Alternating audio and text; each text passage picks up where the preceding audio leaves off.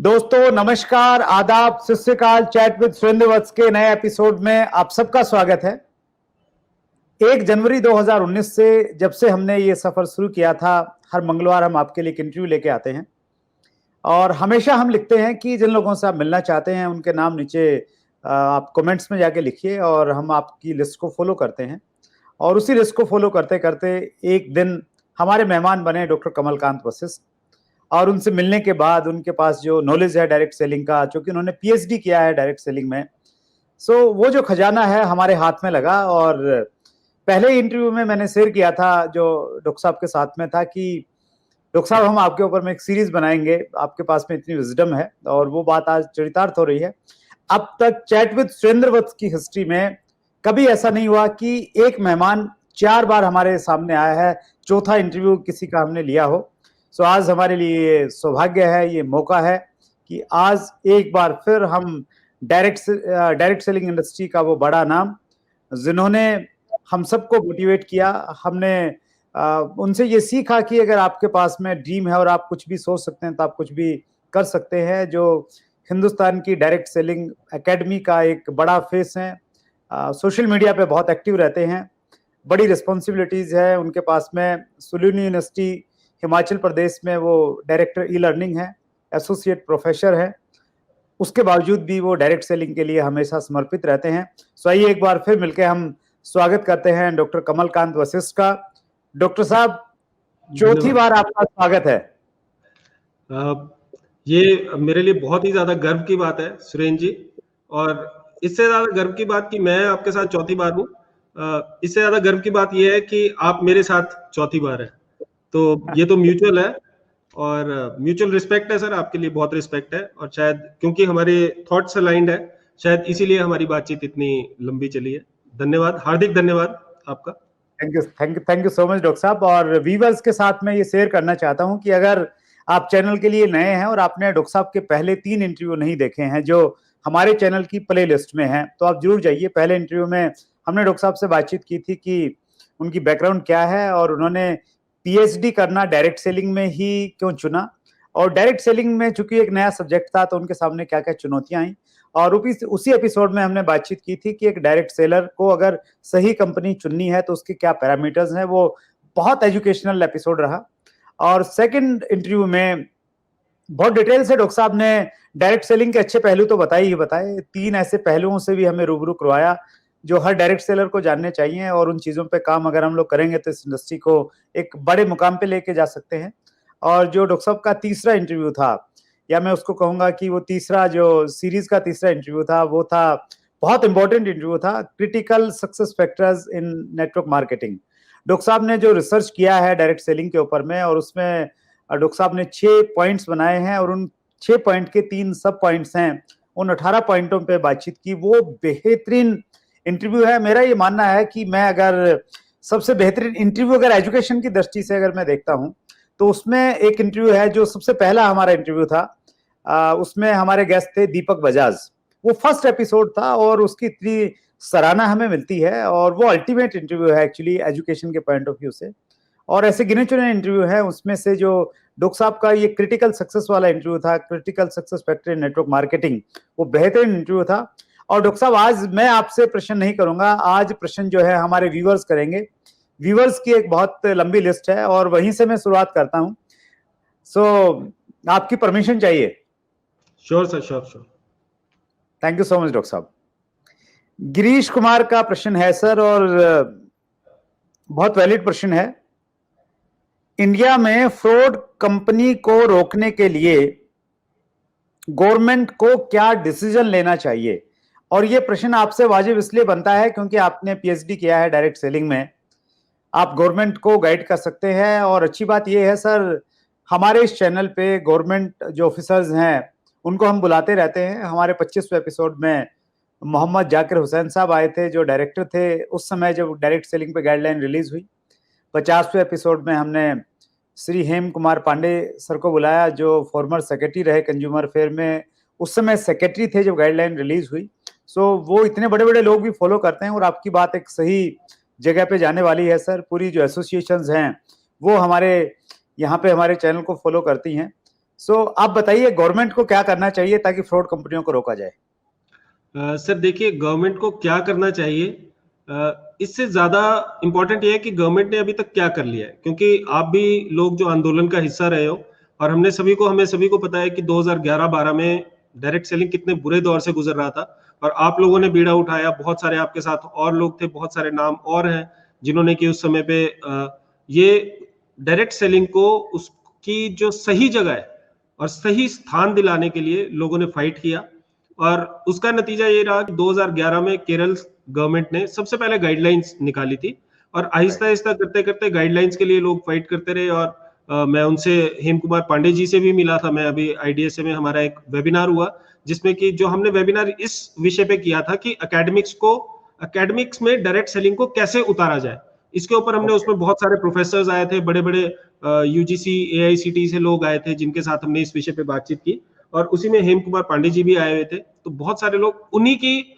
अध्यक्षता में जिस समय ये व्हाइट पेपर रिलीज हुआ और डायरेक्ट सेलिंग गाइडलाइंस हिंदुस्तान में आई 2016-17 में, और उसके बाद आपको मैं एक बड़ी खुशी की बात बता देता हूं कि डायरेक्ट सेलिंग का जो रूल्स है वो मतलब मेरे ख्याल आज या कल में, एक आधे हफ्ते में वो रिलीज होने वाले हैं। तो रूल से फर्क क्या पड़ता है, मैं थोड़ा सा आपको जानकारी दे देता हूं कि जो गाइडलाइंस थी वो सिर्फ गाइडलाइंस थी, वो मतलब सेंट्रल गवर्नमेंट ने स्टेट गवर्नमेंट को गाइडलाइंस दी है कि इस तरीके से आप इस इंडस्ट्री को रेगुलेट करो, और अगर आप वो करते हो तो हमारी जो इंडस्ट्री है वो बढ़िया रहेगी। लेकिन वो गाइडलाइंस थी, वो मतलब कोई फोर्स नहीं था। लेकिन जो रूल्स हैं, जिस दिन रूल्स आ जाएंगे उस दिन वो they would be enforceable on all the states. तो सारी state direct selling guidelines 13 states ने अभी तक अडॉप्ट की है, और रूल्स जब आ जाएंगे तो वो सारे देश के लिए होंगे, और रूल्स के बाद फिर आगे भी और बहुत सारी चीजें होनी है। मैं आपको एक और बात बताता हूं कि गवर्नमेंट से लोग जो रूल्स है, रेगुलेशन है, इनसे सारी इंडस्ट्रीज ये सोचती है कि जितनी कम हो उतना अच्छा है। लेकिन डायरेक्ट सेलिंग इंडस्ट्री एक इकलौती ऐसी इंडस्ट्री है जो ये सोचती है कि जितने ज्यादा रूल्स हो उतना अच्छा है, क्योंकि हम ऐसी कंपनी से परेशान है जो कि डायरेक्ट सेलिंग की आड़ लेके मनी सर्कुलेशन करती हैं, या जो अपने आप को, जो कि एक फ्रॉडुलेंट बिजनेस करती हैं और फ्रॉडुलेंट इंटेंशन के साथ बिजनेस करती हैं। तो हमें एक सही एनवायरनमेंट चाहिए जो कि भगवान की दया से प्रोवाइड हो रहा है। और अगर मैं आपके साथ शेयर करूं, डायरेक्ट सेलिंग गाइडलाइंस आने से पहले जो 3 साल के हमारा जो क्यूमुलेटिव CAGR बोलते हैं, क्यूमुलेटिव एनुअल ग्रोथ रेट था, वो 5% था, और डायरेक्ट सेलिंग गाइडलाइंस आने के बाद से अब तक का जो अगले 3 साल है उनका जो CAGR है वो तकरीबन 12.5% है। तो आप देख सकते हैं कि एक एनवायरनमेंट क्रिएट हो रहा है, और रूल्स आने के बाद मैं आपको ये बता सकता हूं कि ये 12, 13, 14% से ग्रो होने वाली इंडस्ट्री नहीं है। जिस दिन नेटवर्क मार्केटिंग एक क्रेडिबल वर्थवाइल बिजनेस बन गया, उस दिन नेटवर्क मार्केटिंग या डायरेक्ट सेलिंग, मैं आपको ये बता सकता हूं कि 50-100% की रेट से ग्रो करेगा। दैट्स ग्रेट, वंडरफुल डॉक्टर साहब। तो हमारे व्यूअर्स आश्वस्त हो सकते हैं कि डायरेक्ट सेलिंग के ऊपर में बहुत सारी अच्छी चीजें 2011-12 के बाद में, जब हम टफ टाइम से गुजरे, उसके बाद में आना स्टार्ट हुई। और एक चीज मैं और शेयर करना चाहता हूं सभी व्यूअर्स के साथ में। समटाइम हमें लगता है कि सरकार कुछ नहीं कर रही, अधिकारी कुछ नहीं कर रहे हैं। डायरेक्ट सेलिंग की रूलिंग्स के ऊपर में गवर्नमेंट इतनी सीरियस है, हमारी कंज्यूमर अफेयर मिनिस्ट्री इतनी सीरियस है कि अप्रैल में जब पूरा हिंदुस्तान लॉकडाउन में था, उस समय जब रूलिंग बनाने को लेके ड्राफ्टिंग चल रही थी, तो उस समय एक वीडियो कॉन्फ्रेंस हुई और उसमें गिने चुने लोग थे। डायरेक्ट सेलिंग एसोसिएशंस का पार्ट होने की वजह से मैं भी उसका एक हिस्सा बना, और मैं मतलब इतना अच्छा मुझे लगा कि गवर्नमेंट ऑफिसर्स जब कोई घर से बाहर नहीं निकल रहा है, उस समय भी हमारी मिनिस्ट्री किस प्रकार से सीरियस है, किस प्रकार से एक एक छोटे छोटे बिंदु पे बातचीत कर रही है कि कोई गलत चीज नहीं आ पाए। सो वंडरफुल चीज है, और आपने उस पर मोहर लगाई। Thank you so much doctor साहब। दूसरा प्रश्न है जी, मैं एक चीज इसमें रह गई थी, मैं आपको बताना चाहूंगा कि कंज्यूमर प्रोटेक्शन एक्ट के अंदर भी डायरेक्ट सेलिंग का जिक्र आ चुका है। मतलब वो भी डायरेक्ट सेलिंग अब कंज्यूमर प्रोटेक्शन एक्ट में भी आ चुका है। ये मैं आपको बताना भूल गया था, अपडेट करना भूल गया था। वो भी एक बड़ा माइलस्टोन है हमारे लिए। Exactly sir. Thank you so much sir. Kumar Yadav पूछते हैं, सर अपने से ऊपर के प्रोफेशन के लोगों को कैसे ज्वाइन कराएं? राइट, ये सारा का सारा जो क्वेश्चन है अपने से ऊपर के, क्योंकि जनरली नेटवर्क मार्केटिंग में बोला जाता है 2 बड़े रूल हैं इसके। एक होता है कि build this business in big cities, दूसरा ये बोलता है कि build this business in Pir and above group. Pir and above मतलब अपने जैसे या अपने से ऊपर के लोगों के साथ। जो आपने सवाल पूछा है ये बिल्कुल वाजिब सवाल है, क्योंकि जनरली हम ये सवाल पूछते नहीं है और ना ही इस पे फॉलो करते हैं। जनरली हम अपने से उन लोगों के साथ हम बात करते हैं बिजनेस की जो हमारे इन्फ्लुएंस में है और जो हमारे से थोड़े से निचले लेवल पे है। निचले लेवल का मतलब कोई मैं कुछ किसी डिसरिस्पेक्टफुल बात नहीं कर रहा हूं, लेकिन जनरली जिन पे हमारा प्रभाव है, जिनसे हमें डर नहीं लगता, उनके साथ हम बिजनेस की बात करते हैं। जिस दिन आपकी समझ में ये आ जाएगा कि डायरेक्ट सेलिंग एक ऐसा बिजनेस है जो स्पेसिफिकली उन लोगों के लिए बना है जो कि समय की वैल्यू करते हैं, जो पैसे की वैल्यू करते हैं, जो ऑलरेडी सक्सेसफुल है अपनी लाइफ में, उस दिन आपके अंदर कॉन्फिडेंस आएगा। मैं किसी के साथ भी शेयर कर सकता हूं। आप जितने सक्सेसफुल आदमी के साथ इस बिजनेस को शेयर करेंगे, उतने ही ज्यादा चांसेस हैं कि वो आपके बिजनेस में आपके साथ आएगा, और उतने ही ज्यादा चांसेस है कि वो इस बिजनेस में बहुत जल्दी ग्रो करेगा। आप ये कॉन्फिडेंस लेके जाए, आप किसी के साथ भी शेयर कर सकते हैं। तो ऐसे किसी व्यक्ति से बातचीत करने के लिए कुछ एक दो पॉइंट्स हो सकते हैं सर जिसका ध्यान रखना चाहिए? हाँ, जरूर हो सकते हैं।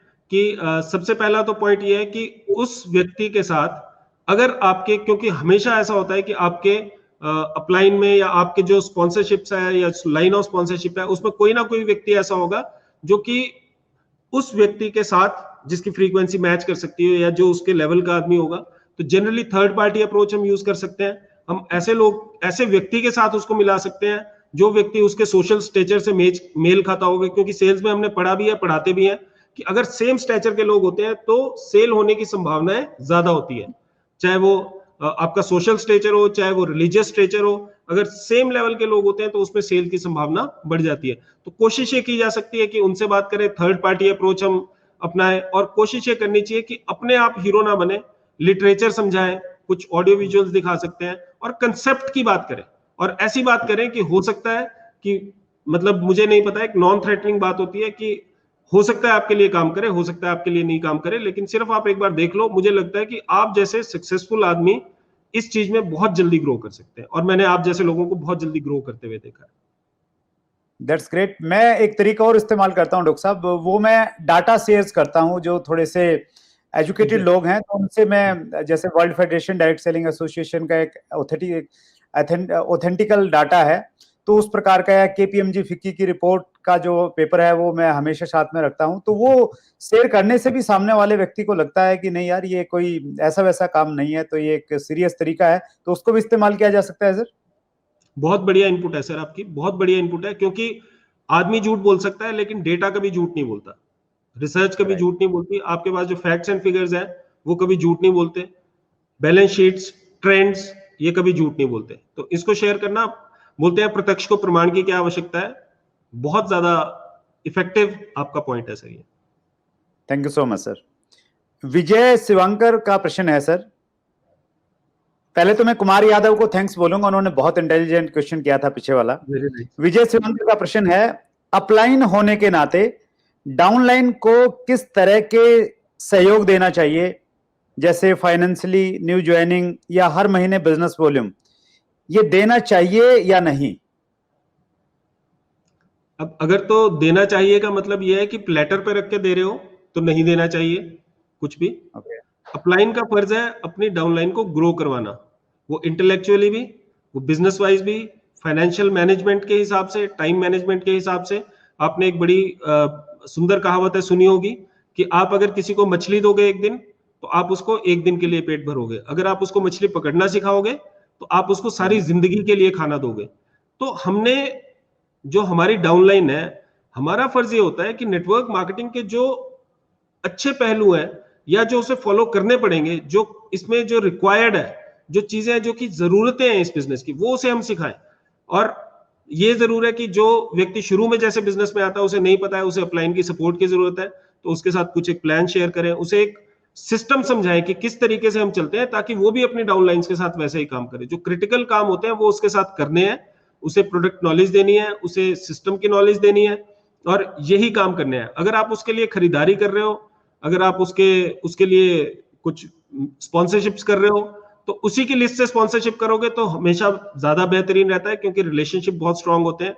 और इसको नेटवर्किंग में स्टैकिंग भी बोला जाता है, जो बहुत सारी जगह प्रोहिबिटेड है, अगर आप एक के नीचे एक अपनी मर्जी से लगाते रहोगे। और इसीलिए हम जब कभी प्लान्स की बात करते हैं तो बाइनरी को अनस्टेबल बोला जाता है, क्योंकि वहां रिलेशनशिप बहुत कम होते हैं, क्योंकि वो पता नहीं किसका व्यक्ति है जो कहीं आगे नीचे वो होता है, स्पॉन्सर होता है। तो थोड़ा सा ध्यान रखना है कि जो भी आपका जो आप इसको ऐसे समझ लीजिए कि आपका एक बच्चा है, अगर आप उसकी परवरिश करेंगे तो एक तो बात यह है कि आप उस बच्चे, वो बच्चा बोलता है मेरे को ये चाहिए वो चाहिए, आप बोले चल बेटा ये भी ले ले वो भी ले ले, और धीरे धीरे क्या होता है, धीरे धीरे फिर वो चीजें ग्रांटेड लेनी शुरू कर देता है। अगर आपने उसको चीजों की वैल्यू नहीं समझाई तो फिर वो आपके हाथ से चला जाएगा, निकल जाएगा एक दिन। तो वैसे ही उसी तरीके से डाउनलाइंस को भी रखना पड़ता है। उन्हें वैल्यू सिस्टम अच्छा समझाइए, उन्हें जो बिजनेस, एक्चुअल जो बिजनेस है वो समझाइए, कैसे प्रोस्पेक्टिंग होगी, कैसे लिस्ट बिल्डिंग होगी, कैसे प्लान शेयरिंग होगी, किस तरीके से हम बिजनेस को आगे बिल्ड करते हैं, रिटेलिंग कैसे होती है, ये समझाएंगे। उनके साथ शुरू में काम करेंगे और थोड़े से समय काम करेंगे जब तक कि उनकी समझ में नहीं आ जाता है। और अगर वो फिर भी आपके ऊपर डिपेंडेंट रहते हैं तो आपको कोई और व्यक्ति ढूंढने की जरूरत है। नेटवर्किंग में एक बड़ी अच्छी कहावत है, ये बोला जाता है कि नेटवर्क मार्केटिंग में हमने किसके साथ काम करना है उससे ज्यादा जरूरी ये है कि हमने किसके साथ काम नहीं करना है। कई बार हम कुछ लोगों के साथ इमोशनली अटैच हो जाते हैं और उस वजह से फिर क्या होता है, इमोशनल अटैचमेंट का बिजनेस नहीं है, ये एक बिजनेस है। क्योंकि तो बहुत सारे लोग हमें जो दिल से बड़े अच्छे लगते हैं, हम सोचते हैं ये ग्रो करेगा, उनके साथ हम टाइम स्पेंड करते हैं। उससे ज्यादा उस व्यक्ति के साथ टाइम स्पेंड करो जो डिजर्व करता है, तो जो सीखने को तैयार है और जो सीख रहा है और सीखने के बाद जो कर भी रहा है। तो ऐसे लोगों को आइडेंटिफाई करो, उनके साथ काम करो। और डाउनलाइन को प्लेटर पे रख के देना कुछ भी तो वैसे ही है जैसे आप अपने बच्चों को बिगाड़ रहे हैं। दैट्स ग्रेट, वंडरफुल डॉक्टर साहब, बहुत अच्छे से आपने बताया। और मैं इसको इस रूप में भी देखता हूं सर, जब आप अपनी लिस्ट के लोगों को किसी के नीचे स्पॉन्सर करते हैं तो न तो उसके अटैचमेंट है, और अक्सर ऐसा होता है कि जब एक व्यक्ति अपनी लिस्ट के लोगों पे काम करता है जाता है तो कुछ लोग उसको क्रिटिसाइज करेंगे, कुछ ऐसे शब्द बोल देंगे जो उसको अच्छे नहीं लगेंगे, और वो शब्द जो है उसके लिए एक मोटिवेशन का फैक्टर बन जाते हैं, कारण बन जाते हैं कि यार अब जरूर करना है, इसको करके दिखाना है। तो वो जो अटैचमेंट आती है, जो इमोशंस क्रिएट होते हैं, जो एक कारण बनता है बिजनेस करने का, सम टाइम वो तब क्रिएट होते हैं जब हम अपनी लिस्ट के लोगों पे जाते हैं और काम करते हैं। बखूबी आपने इसको बताया sir, thank you so much. Sandeep विश्वास का प्रश्न है, और संदीप विश्वास जी ने बहुत सारे प्रश्न पूछे हैं कमिंग सून के वीडियो में। वो लिखते हैं, how to differentiate between good and bad companies. पिछले एक एपिसोड में आपने इस बारे में बातचीत की थी हालांकि, लेकिन गुड कंपनी का तो फैक्टर बता दिया था। हम बैड कंपनी की बात करते हैं अभी, कि भाई जहां ये चीजें आपको दिखें तो आप समझ जाइए कि बैड कंपनी है। तो मुझे लग रहा है कि जिन्होंने पहले वाला इंटरव्यू भी देखा है तो उनके लिए एक एडिशनल चीज हो जाएगी सर। राइट सर, खूब अच्छा क्वेश्चन है वैसे। और मैं आपको बताता हूं कि क्योंकि एक सभी का ज्वलंत क्वेश्चन है ये, सभी लोग ये सोचते हैं डायरेक्ट सेलिंग में सभी आना चाहते हैं, लेकिन उन्हें पता नहीं है कि कौन सी। तो आप सिर्फ 2-3 चीजें मैं आपके साथ शेयर करूंगा, बहुत ज्यादा नहीं। और अगर ये चीजें किसी कंपनी में आपको दिखाई देती हैं तो आप वहां से रफू चक्कर हो जाए और उनके चक्करों में ना पड़े। सबसे पहली बात, अगर कोई ज्वाइनिंग का आपसे पैसा मांग रहा है तो वो कंपनी सही कंपनी नहीं है। और अगर बड़ा पैसा भी लोग मांगते हैं तो वो सबसे बड़ी बात है, उसको हम फ्रंट लोडिंग बोलते हैं, जो कि 100% प्रोहिबिटेड है। बहुत सारी कंपनियां हैं जो 90,000 लाख रुपए की ज्वाइनिंग लेके आती थी। जो भी कंपनी आपसे आते ही और आपको ये बोले कि भाई स्पॉन्सर होना है तो इतने पैसे से स्पॉन्सर होना है, तो फ्रॉडुलेंट इंटेंशंस उनकी वो दिखाता है। दूसरी बात, कुछ ऐसी चीजें जो कि जिनकी की रीसेल नहीं है। तो बहुत सारी आप देख सकते हो आजकल इंश्योरेंस नहीं बिकती है डायरेक्ट सेलिंग के माध्यम से। एजुकेशनल पैकेजेस वाली कंपनीज में थोड़ा सा दिक्कत आ रही है, क्योंकि एजुकेशनल पैकेज एक बार बन गया फिर उसके बाद वो बार बार उसी को बेचते रहेंगे और उसी से पैसा कमाते रहेंगे, तो जो कि अच्छी बात नहीं है। टूरिज्म पैकेजेस में काफी सारा घपला होता है। तो ये जो चीजें हैं, ये कुछ चीजें, रियल प्रोडक्ट होना चाहिए। जिस भी कंपनी में आप जाओगे रियल प्रोडक्ट होना चाहिए, कोई ऐसा प्रोडक्ट होना चाहिए जो कि बिकता हो और जो बार बार लोग खरीदते हो, राइट। तीसरी जो बात है वो ये बात है कि जिस भी कंपनी में आप आएंगे सेल पे पैसा मिले, कोई स्पॉन्सरशिप पे पैसा नहीं मिलना चाहिए, बंदे जोड़ने पे पैसा नहीं मिलना चाहिए, इन चीजों से कभी पैसा आता नहीं है। सोर्स ऑफ मनी आपके प्रोडक्ट की सेल होनी चाहिए, सेल के अलावा कुछ नहीं होना चाहिए। और सबसे बड़ी बात आपने ये देखनी है कि अगर कोई कंपनी आपको प्रॉमिस ऑफ फ्यूचर करती है, क्योंकि बहुत सारे लोग क्या कर रहे हैं हिंदुस्तान में, ऐसे लोगों की कमी नहीं है जो कि out of the box thinking करते हैं। तो आउट ऑफ द बॉक्स अगर पॉजिटिव करें तब तो अलग बात है, लेकिन नेगेटिव भी आउट ऑफ द बॉक्स सोच लेते हैं। तो क्या सोच लेते हैं, वो बोलते हैं जी प्रोडक्ट की तो कंपनी है, प्रोडक्ट वाली हमने कंपनी बना दी, आप 2.5 लाख के प्रोडक्ट खरीदो और हम आपको 10 महीने तक इतने इतने पैसे देते रहेंगे। तो जहां प्रॉमिस ऑफ फ्यूचर है, जो सेल आज हुई उसका पैसा 10 महीने तक नहीं आ सकता। मतलब आप ये बिल्कुल कॉमन सेंस की बात है, आप इसको लेके चलो।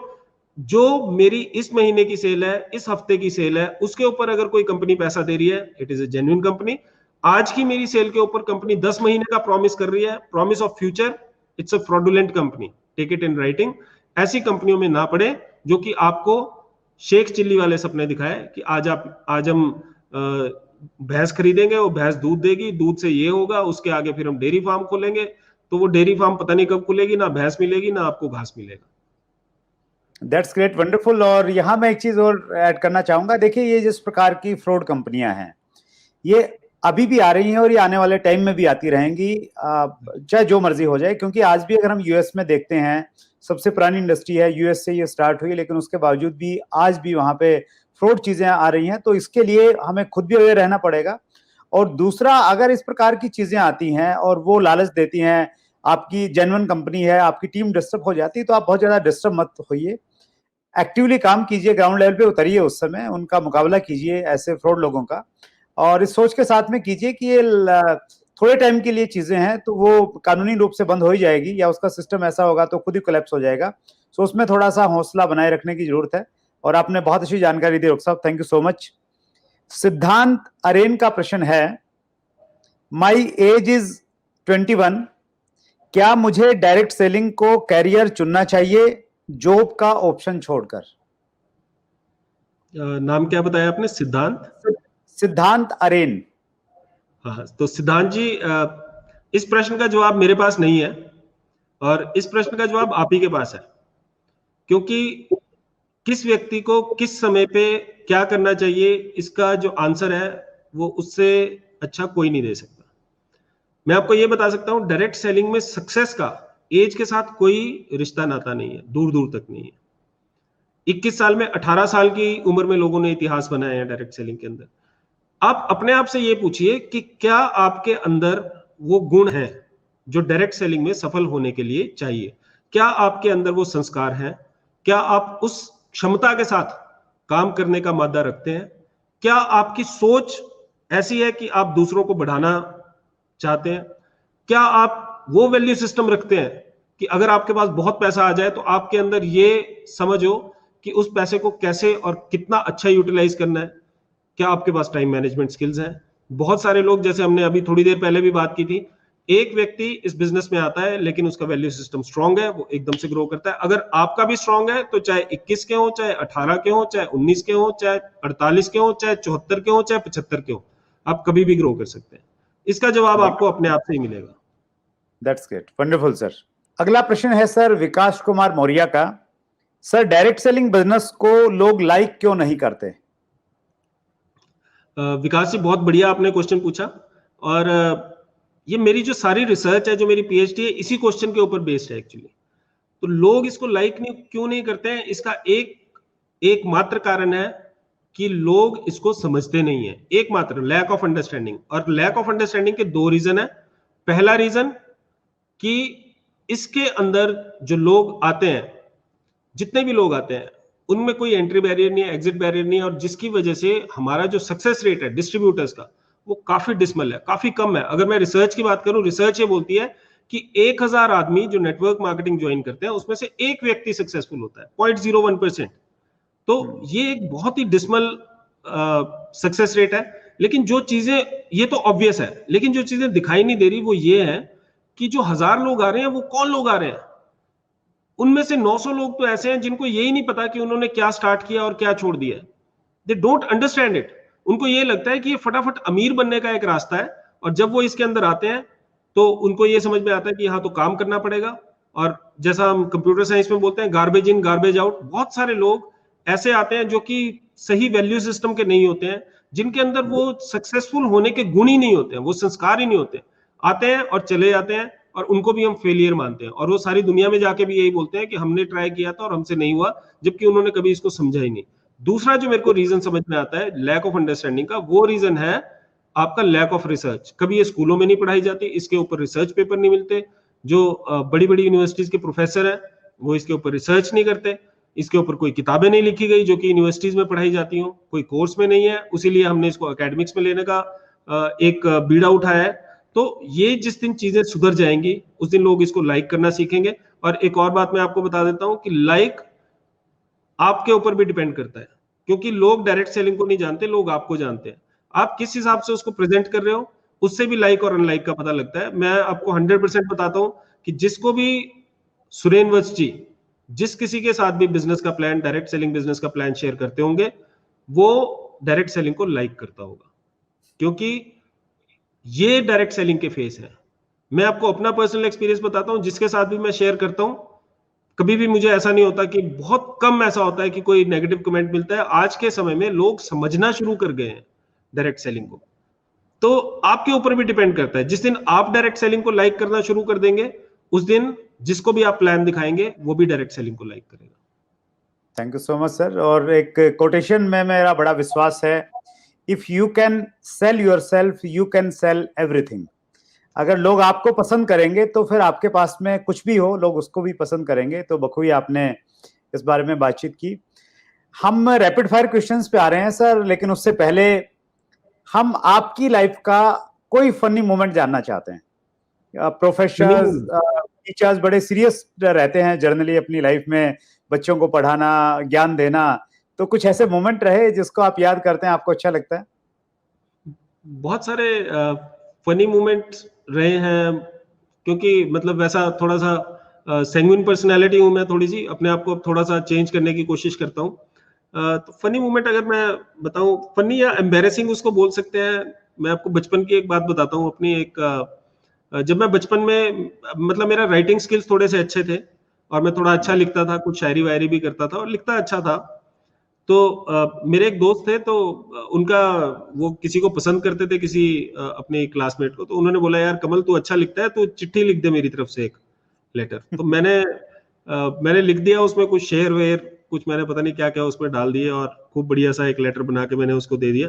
तो बहरहाल उनका अफेयर भी हुआ और मैरिज भी उनकी होगी, खूब सक्सेसफुल वो लाइफ लीड कर रहे हैं दोनों। लेकिन मजे की बात क्या हुई, मैं एमबीए की बात कर रहा हूँ, तो उस समय वो जो लेटर था उसकी मैंने फोटोकॉपी ऐसे ही रख ली अपने पास। मैंने कहा यार देखो, अपने यादगार के तौर पे कि मैंने लिखा था, मैंने फोटोकॉपी उसकी रख ली और वो कहीं बाई चांस मेरी जेब में रह गई।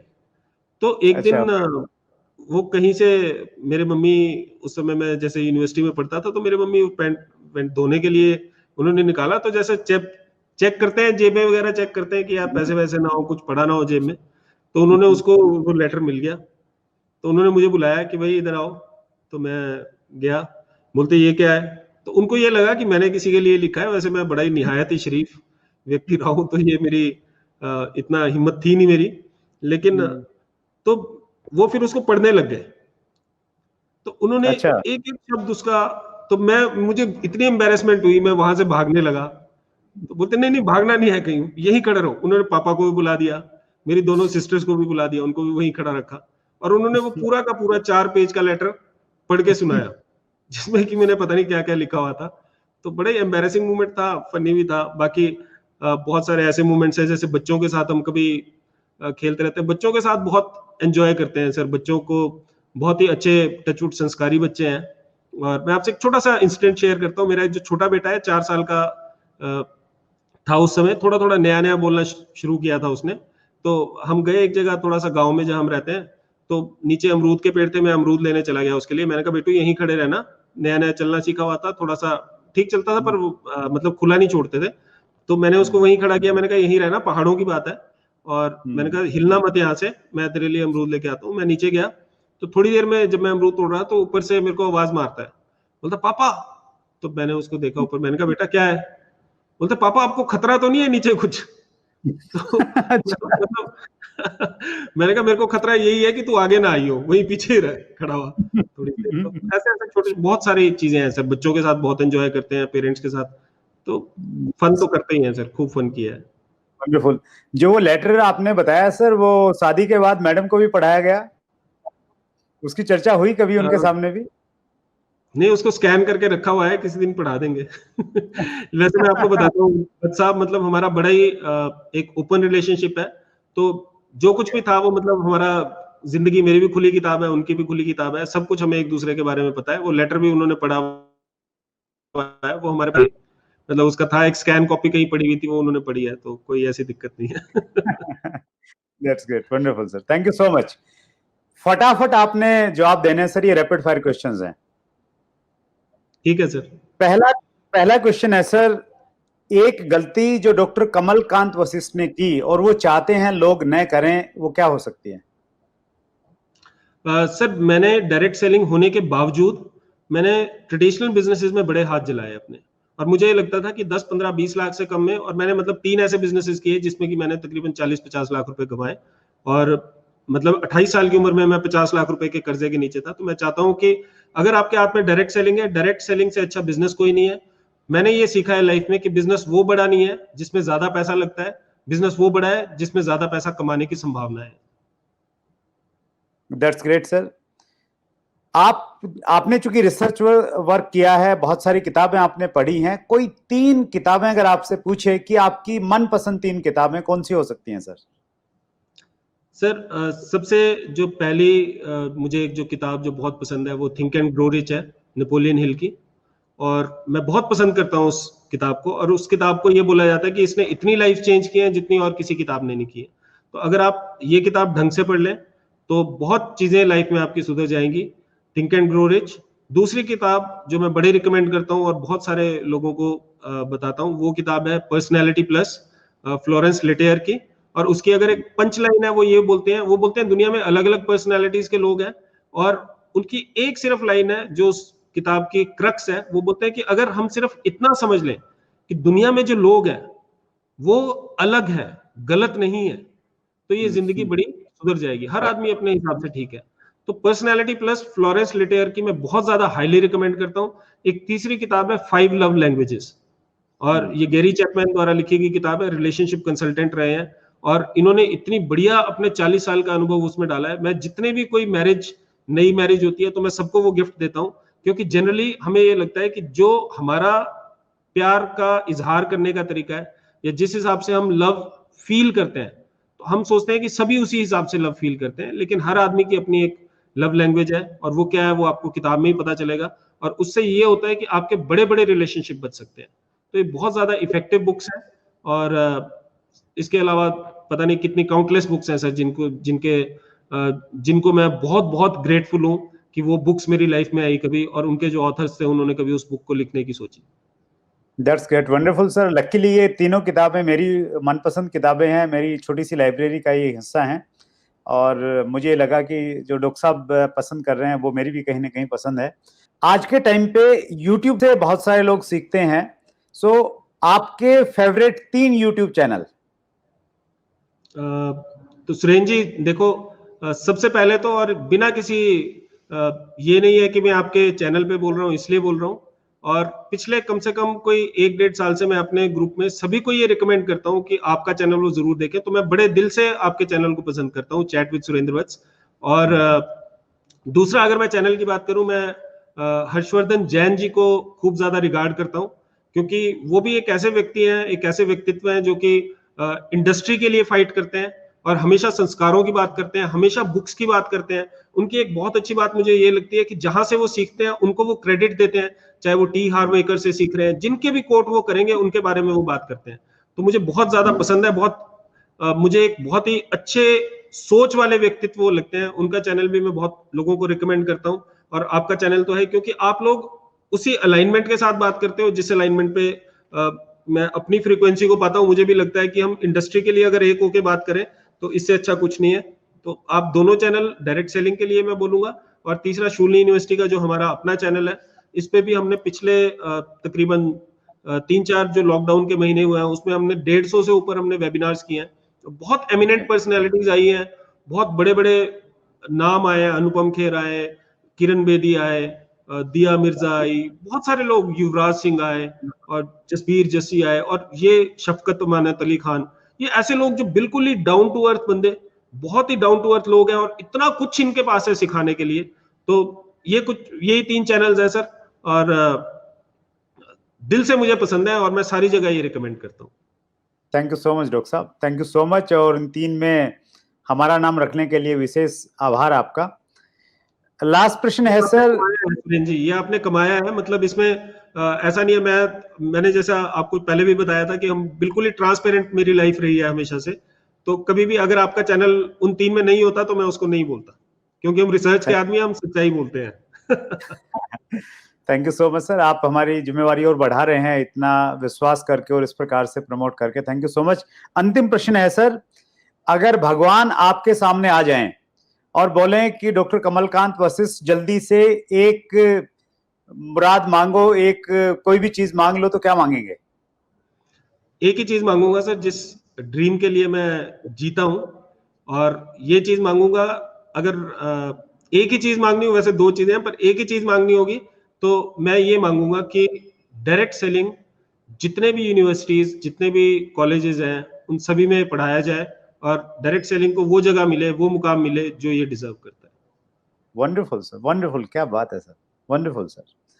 मतलब ये महान लोगों की यही आदत होती है सर, जब भगवान सामने आ जाएं तो अपने लिए कुछ नहीं मांगते, वो पब्लिक के लिए मांगते हैं, लोगों के लिए मांगते हैं। वंडरफुल सर, और आप डिजर्व करते हैं सर कि यूनिवर्सिटी ने आपको जो पीएचडी की डिग्री दी डायरेक्ट सेलिंग में, वो बहुत सही दी है, बहुत सही व्यक्ति को चुना है। सो 4 इंटरव्यू डॉक्टर साहब हम आपके कर चुके हैं, और आगे हम लोग देखते हैं आगे हमने क्या करना है, क्या प्लान करना है। ये मेरा बहुत प्रिविलेज एजुकेशन आपने दिया सर, आपके पास खजाना है डॉक्टर साहब, आपके पास खजाना है एजुकेशन का। परमात्मा ने आपको इतनी अच्छी सोच दी और उसी सोच की वजह से शायद वो सारी चीजें आपके पास में है। इसी प्रकार हम लोग मिलते रहेंगे सर, इंडस्ट्री को आगे बढ़ाते रहेंगे, और आपका जो एक मिशन है कि हर यूनिवर्सिटी में, हर कॉलेज में डायरेक्ट सेलिंग की बात हो, इसके ऊपर में वर्क हो, इसको पढ़ाया जाए और इसके ऊपर में किताबें लिखी जाए, यूनिवर्सिटी के सिलेबस में आए। सो मैं एक बार फिर आपको विश्वास दिलाता हूं सर कि आपके इस मुहिम में मैं साथ में हूं, हमारी पूरी टीम आपके साथ में है, और हमारे सारे व्यूवर्स आपके साथ में हैं। एक बार फिर समय देने के लिए बहुत बहुत धन्यवाद डॉक्टर साहब। बहुत बहुत धन्यवाद सर, और सारा का सारा प्लेजर, सब कुछ खुशकिस्मती मेरी है कि आपने मुझे इस काबिल समझा कि मैं अपने व्यूज आपके साथ शेयर कर सकूं। आपने बताया परमात्मा का आशीर्वाद है, मैं इस बात से कभी डिनाई नहीं करता, सच में ही परमात्मा का आशीर्वाद रहा है। और अगर परमात्मा ने आशीर्वाद रखा है हमारे ऊपर, तो हमारी जिम्मेवारियां और थोड़ी सी बढ़ जाती हैं, तो उसका निर्वहन करेंगे जितना अपनी कैपेबिलिटीज के हिसाब से कर सकते हैं। आपका हार्दिक धन्यवाद शो में बुलाने के लिए, और ये जो रिश्ता है, ये मैं आपको 100% विश्वास दिला सकता हूँ कि ये आजीवन रिश्ता है और चलता रहेगा। धन्यवाद। Thank you so much, thank you so much doctor साहब। सो ये थे डॉक्टर कमलकांत वशिष्ठ, जो मौजूदा समय में सोलिनी यूनिवर्सिटी हिमाचल प्रदेश में डायरेक्टर ई लर्निंग है, एसोसिएट प्रोफेसर हैं, डायरेक्ट सेलिंग के ऊपर में पीएचडी किया है, और एक सपना रखते हैं कि डायरेक्ट सेलिंग हर विश्वविद्यालय में पढ़ाया जाए, इसके ऊपर में किताबें लिखें, इसके ऊपर में रिसर्च हो, और बहुत बड़ी सोच, बहुत बड़ी विजडम उनके पास में है। आपने अगर डॉक्टर साहब के पहले 3 इंटरव्यू अगर नहीं देखे हैं तो आप प्लेलिस्ट में जाइए, वो तीनों इंटरव्यू आपको मिल जाएंगे, वो आपको देखने चाहिए। बहुत अच्छी नॉलेज उनके पास में है। डॉक्टर साहब का जो 6 सालों का रिसर्च है वो इंटरव्यूज में, उन बातों में झलकता है। सो एक बार फिर आप सभी व्यूअर्स का बहुत बहुत धन्यवाद। हर मंगलवार रात्रि 8 बजे हम एक नई शख्सियत को आपके सामने लेके आते हैं, लेकिन आपको अगर मालूम करना है कि वो कौन सी शख्सियत है, कब आएंगी, अगर आप मिस नहीं करना चाहते हैं तो उसके लिए आपको छोटा सा काम करना है, चैनल को सब्सक्राइब कर दीजिए और बेल आइकन को दबा दीजिए ताकि हर इंफॉर्मेशन आपके पास में आ जाए। और हमारा हर एपिसोड क्विज कॉन्टेस्ट का एपिसोड होता है, डिस्क्रिप्शन में आपको एक लिंक मिलता है, उस लिंक पे आप जाएंगे, इस इंटरव्यू से संबंधित 5 प्रश्न वहां पे होते हैं, आप उन प्रश्नों में से जवाब देंगे, सबमिट करेंगे, और जो लकी विनर्स होंगे उनके साथ में हर महीने एक दिन हम लोग बातचीत करते हैं, हमारी पूरी टीम बातचीत करती है, आपके प्रश्नों के जवाब लेते हैं और आपको, आपके साथ डायरेक्टली हम लोग कम्युनिकेट करते हैं। सो एक बार फिर आप सबका हृदय की गहराइयों से बहुत बहुत धन्यवाद। Thank you very much. अपना ख्याल रखिएगा। अगर आपने अभी तक chat with Surendra Vats channel को सब्सक्राइब नहीं किया है तो अभी सब्सक्राइब करें और बेल आइकन दबाना ना भूलें, जिससे आपको आने वाली सभी वीडियोस की अपडेट सबसे पहले मिले और हमारी किसी वीडियो को मिस ना करें। वीडियो को ज्यादा से ज्यादा शेयर और लाइक करके अपना प्यार जरूर दें।